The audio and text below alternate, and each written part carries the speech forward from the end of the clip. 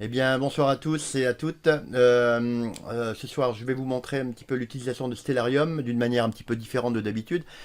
Je vais vous montrer comment on voit les étoiles si jamais on habite au pôle Nord ou à l'équateur. Et même lorsqu'on est sur la Lune, savoir un petit peu comment on voit l'espace, la Terre, vue de la Lune. Voilà, donc je vous propose ça dans les séquences qui suivent.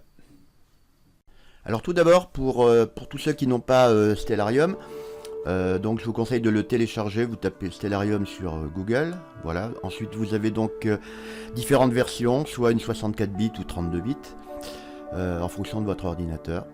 Voilà, ça prend très peu de temps, ça s'installe très facilement, voilà.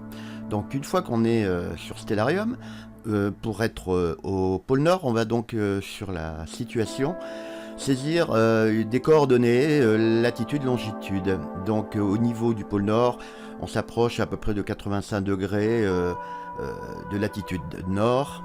Voilà, donc là on fait un accéléré un petit peu sur le Soleil. On voit en fin de compte qu'il ne se couche pas, il tourne horizontalement. Voilà, il fait jour après jour une circonvolution en fin de compte autour de nous et il fait jamais nuit. Toujours jour comme ça pendant des mois et des mois. Donc c'est assez marrant par rapport à nous, ce qu'on connaît. Voilà, là encore une journée de plus. Encore une autre. Voilà. Donc là c'est assez sympa. Et maintenant au niveau de la nuit, on s'aperçoit aussi que il y a disons des périodes pendant 5-6 mois où il fait nuit continuellement. Et les étoiles, on a l'impression qu'elles tournent aussi horizontalement autour de nous. Voilà, vous voyez, les jours passent et un truc marrant aussi, lorsqu'on se met au niveau du nord, on s'aperçoit que l'étoile polaire, elle est complètement au-dessus de notre tête, au zénith, alors que nous, dans nos régions, c'est complètement différent. Ensuite, maintenant, une petite visite à l'équateur. Donc là, en changeant les coordonnées, en se mettant en latitude de 0 degré, là, c'est différent. Là, on s'aperçoit en fin de compte que le soleil non plus, il n'est plus à tourner horizontalement, mais là, il va monter carrément au zénith, au-dessus de notre tête, et redescendre directement. Donc, c'est d'ailleurs pour ça qu'il fait très très chaud à l'équateur, parce que le soleil est carrément au-dessus de notre tête. Voilà. Donc là, on le voit qui redescend derrière l'horizon.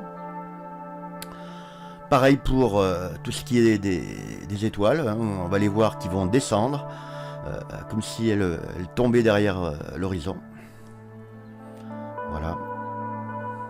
Ça, c'est un phénomène qu'on avait l'habitude de voir dans notre région, en Europe en tout cas. Voilà. La situation, vous voyez, on peut essayer aussi de changer carrément, de passer de la Terre à la Lune. Et un truc assez marrant, c'est que on a la possibilité de pouvoir... alors on peut changer le sol, hein, mettre le sol en forme de Lune. Là, je ne l'ai pas fait, mais un truc marrant, c'est qu'on arrive à voir, en fin de compte, comme si on était sur la Lune, la Terre tourner autour de nous. Voilà. Alors que comme il n'y a pas d'atmosphère, on voit très très très bien les étoiles. Voilà.